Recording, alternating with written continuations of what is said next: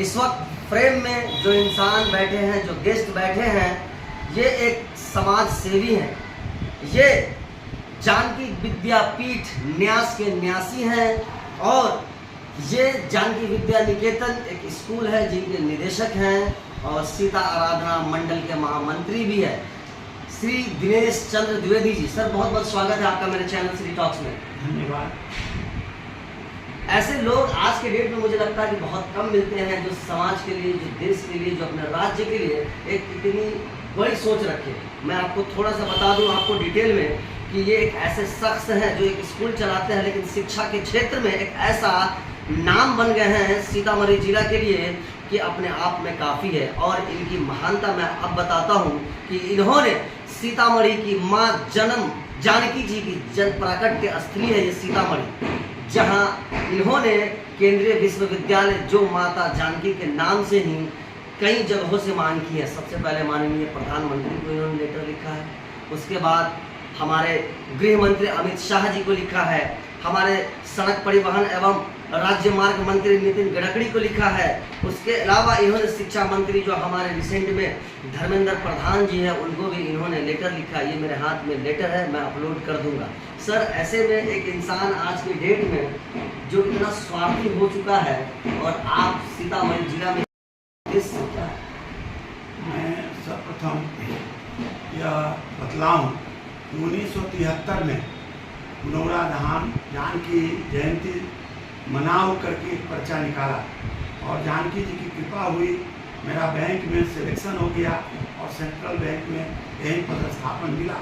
तब से लगातार मैं पुनौरा धाम के विकास के लिए, पर्यटक और धार्मिक पर्यटन के विकास के लिए तत्पर रहा। और इस क्रम में मुझे खुशी है कि बिहार सरकार ने 893 करोड़ की योजना लेकर पुनौरा के विकास की बात अभी शुरू की है। अमित शाह जी अभी आ रहे थे और 8 अगस्त को उनका वहाँ शिलान्यास का कार्यक्रम था, तो मैंने उस अवसर पर उन्हें भी और प्रधानमंत्री जी को भी एक पत्र लिखा है 1 अगस्त 1925 को, और उससे हमने मांग की उनसे कि आप तो बिहार सरकार की योजनाओं का शिलान्यास करेंगे, लेकिन यहाँ केंद्र सरकार एक विश्वविद्यालय जो जानकी जी के नाम पर हो, जानकी विश्वविद्यालय के नाम से घोषित हो, यहाँ आप इस अवसर पर इसको घोषित करें उद्घाटन के शिलान्यास के अवसर पर।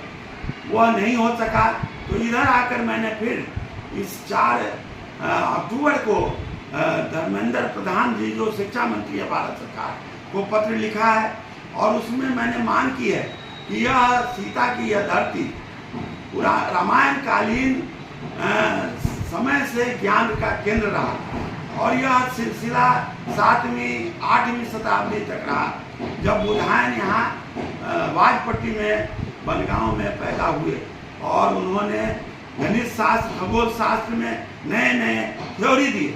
लेकिन 8वीं शताब्दी के बाद सीतामढ़ी ज्ञान के क्षेत्र में पिछड़ता गया। पटना यूनिवर्सिटी का गठन हुआ, लेकिन उसके बाद बिहार विश्वविद्यालय आया, लेकिन सीतामढ़ी इस धरती पुंडरीक क्षेत्र में कोई विश्वविद्यालय नहीं खोला जा सका। तो सर्वप्रथम मैंने प्रधानमंत्री बनते ही श्री नरेंद्र मोदी जी के शिक्षा मंत्री, राज्य शिक्षा मंत्री उपेंद्र कुशवाहा सीतामढ़ी आए थे, तो मैंने 14-15 में ही उनको ज्ञापन देकर यहाँ एक विश्वविद्यालय खोलने की बात की थी। इधर जब तृतीय बार प्रधानमंत्री नरेंद्र मोदी बने तो मैंने उन्हें बधाई पत्र दिया। 14 जून 2024 को वह पत्र और वहाँ से एक्नॉलेजमेंट भी हुआ, आश्वासन भी मिला। 5 मांगे थी जिसमें जानकी विश्वविद्यालय की मांग प्रमुख थी।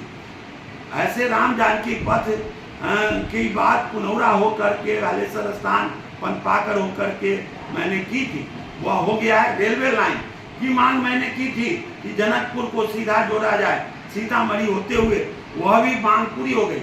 एकमात्र मांग मुख्य रूप से अभी रह गई है जानकी विश्वविद्यालय की स्थापना का केंद्र सरकार यहाँ डिसीजन करे। तो मैंने इस अवसर से बिहार में चुनाव का सिलसिला शुरू हो गया, तो इसमें बहुत सारे हमारे केंद्र के मंत्री, प्रधानमंत्री भी हो सकता है यहाँ में, तो मैंने उनका ध्यान खींचने के लिए इस मांग को रखा। इसकी वजह है कि सीता की यह प्राकट्य भूमि रामायण काल से धर्म, कर्म और नैतिकता का बहुत बड़ा यहाँ केंद्र रहा। राजा जनक उन दिनों स्वयं बहुत ज्ञानी होते, विदेह कहलाते थे, और उस समय के ऋषि याज्ञवल, पुंडरीक, गौतम, यह अलग अलग क्षेत्रों के वेद और उपनिषदों के ज्ञाता थे, और तर्कशास्त्र में न्याय वैशेषिक की उपज यहाँ हुई। और उसके बाद आगे चल करके बौद्ध काल में भी, लिच्छवियों के काल में भी यहाँ शिक्षा का केंद्र हुआ करता था। और शिक्षा के साथ साथ ज्ञान और गुरुकुल की परंपरा में बच्चों को नैतिक शिक्षा दी जाती थी। तर्क शास्त्र, न्याय दर्शन का केंद्र हुआ करता था। आज किन्हीं कारणों से पिछले 1000 वर्ष, 1500 वर्षों से पिछड़ गया। अंग्रेजी हुकूमत के समय में अंग्रेजी शिक्षा शुरू हुई, लेकिन उसमें यह पिछड़ गया। यहाँ साक्षरता बहुत कम है, और जो कभी यहाँ खगोल शास्त्र, गणित, आयुर्वेद का जो केंद्र होता था, राजनीतिक शास्त्र से विषयों की गहन समीक्षा यहाँ होती थी। पहला गणराज्य वैशाली का जनतंत्र के आधार पर था, और बौद्ध और जैन धर्म गुरुओं ने यहाँ काफी विकास किया। नागार्जुन बड़े विद्वान, यहाँ जय तीर्थंकर ने भी बौद्धिक परंपरा को आगे बढ़ाया। आज वैसा कुछ नहीं हो रहा। अगर केंद्र सरकार एक विश्वविद्यालय खोलती है तो यहाँ वेदों की जो परंपरा रही है पढ़ाई की, उपनिषदों पर चर्चा का जो आधार रहा है, उसको विकसित होगा, और गणित, विज्ञान और दर्शन के क्षेत्र में पुनः पुरानी खोई हुई अपनी जो परंपरा है उसको कायम करने में सीतामढ़ी सक्षम होगा। मैं बौधायन के धर्म सूत्र, गृह सूत्र, श्रौत सूत्र और विशेष रूप से बौधायन के शैव सूत्र पर रिसर्च कराने के लिए यहाँ विश्वविद्यालय खोलने की बात करता हूँ। पाइथागोरस प्रमेय जो अभी आया, लेकिन उसके 1000 वर्ष पहले यहाँ बौधायन ने जिस गणित शास्त्र, ज्योमेट्री पर काम किया था, तो उसकी फिर कैसे परंपरा आगे बढ़े, नए नए चीज कैसे लोगों के बीच में आए, और वैश्विक स्तर पर बौधायन के कार्यों की समीक्षा कैसे हो, यह केंद्रीय विश्वविद्यालय के जरिए किया जा सकता है। सीता का चरित्र नारी का आदर्श चरित्र है। सीता वैष्णव संप्रदाय में आदि गुरु मानी जाती है। उनसे लोग यह प्रार्थना करते हैं और कहते हैं कि जनक सुता जग जननी जानकी, अतिशय प्रिय करुणा निधान की, ताके युग पर कमल मनावो, जा सुकृपा निर्मल बुद्धि पाओ।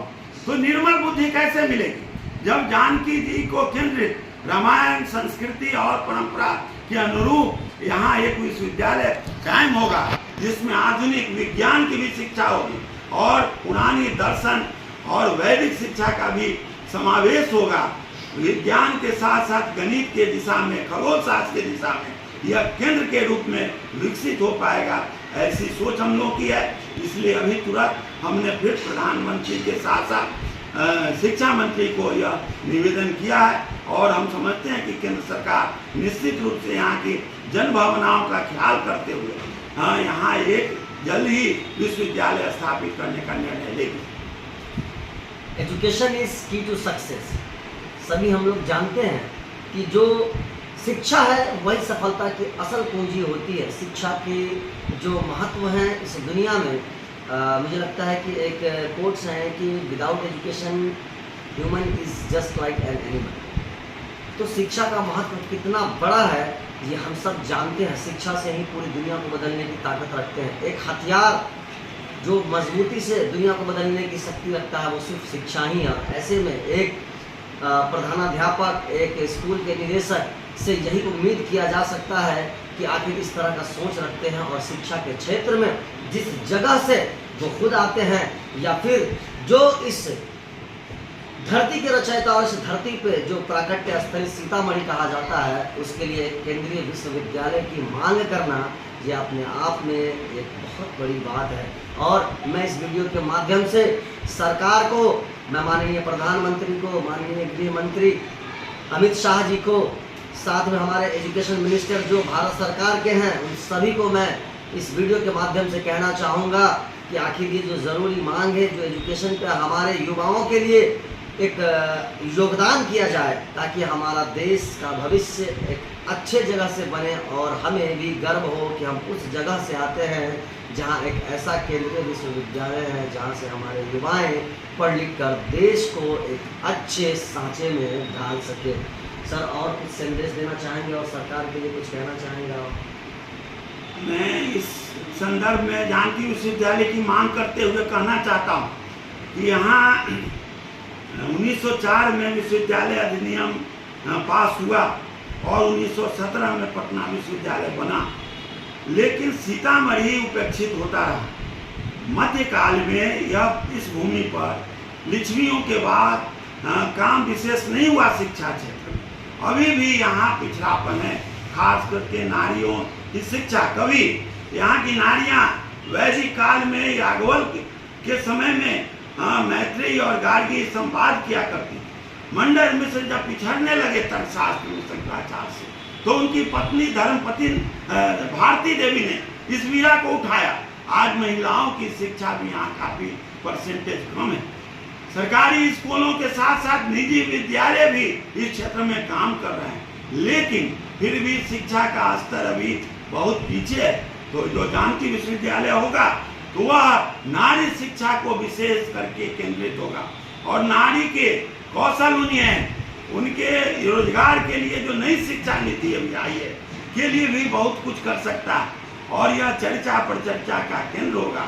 एक आधुनिक विश्वविद्यालयों के तरफ से अध्यापन का डिग्री बांटने का केंद्र नहीं होगा, बल्कि वह बिहार की जो परंपरा विक्रमशिला और नालंदा विश्वविद्यालय की परंपरा हुआ करती थी, आयुर्वेद के क्षेत्र में, चिकित्सा और इंजीनियरिंग के क्षेत्र में, खगोल विद्या के बढ़ावे के क्षेत्र में भी कारगर साबित होगा और यह भारत का सुदूर प्रांत का यह पिछड़ा हुआ जिला विकसित होगा। यहाँ के बुद्धि और लोगों की बुद्धिमत्ता में कमी नहीं है, लेकिन इसको अवसर मिलेगा। गरीबी के कारण, बदहाली के कारण बाहर पढ़ने जाते हैं लोग, लेकिन आम बच्चे नहीं जा पाते। यहाँ केंद्रीय विश्वविद्यालय खुल रहा है, खुशी की बात है, लेकिन एक केंद्रीय विश्वविद्यालय खुल जाए तो यहाँ के आम लोगों की शिक्षा सुलभ होगी और यहाँ के युवक यहाँ से IAS IPS होते हैं, वैज्ञानिक हो रहे हैं। यहाँ के शहीद चंद्रभूषण द्विवेदी को लोग याद करते हैं। हर साल कोई न कोई ऐसा यहाँ का युवा जो बाहर जाकर पढ़ता है, आगे बढ़ पाता है। आम बच्चे यहाँ नहीं आगे बढ़ पा रहे हैं क्योंकि शिक्षा का संसाधन का अभाव है। इसलिए केंद्रीय विश्वविद्यालय निश्चित रूप से खोला जाए, यथाशीघ्र खोला जाए और यहाँ के युवा शक्ति को बढ़ने का मुख्य रूप से बालिका के विकास का यह मार्ग प्रशस्त हो, ऐसी कामना है। सुना आपने हमारे दिनेश चंद्र द्विवेदी जी को, और इन्होंने जो मांग की है ये हमारे संपूर्ण भारत के विकास की बात हो रही है। ये सिर्फ एक सीतामढ़ी के विकास नहीं होगी, इससे संपूर्ण भारत की विकास होगी और भारत की इस धरती पर एक केंद्रीय यूनिवर्सिटी जब यहाँ खुलेगी, सेंट्रल यूनिवर्सिटी, तो हमारे भारत का मान और बढ़ेगा। ऐसे में आप सुन रहे थे कि सिटी टॉक्स के माध्यम से जितने भी लोग देख रहे हैं इस वीडियो को या जितने भी व्यूवर्स हैं, हमारे फॉलोअर्स हैं, आपसे निवेदन है कि इस वीडियो को ज़्यादा से ज़्यादा शेयर कीजिए और नरेंद्र मोदी जी को टैग ज़रूर करें, हमारे शिक्षा मंत्री को टैग करें और हमारे गृह मंत्री को टैग करें, ताकि उन तक ये वीडियो पहुँचे और इस वीडियो पे तुरंत कार्रवाई हो और हमारे सीतामढ़ी को एक केंद्रीय विश्वविद्यालय मिल जाए। तो आप लोगों के बीच अब मैं विदा लूँगा। आप देख रहे थे वीडियो सिटी टॉक्स के माध्यम से, मैं नौशाद, धन्यवाद।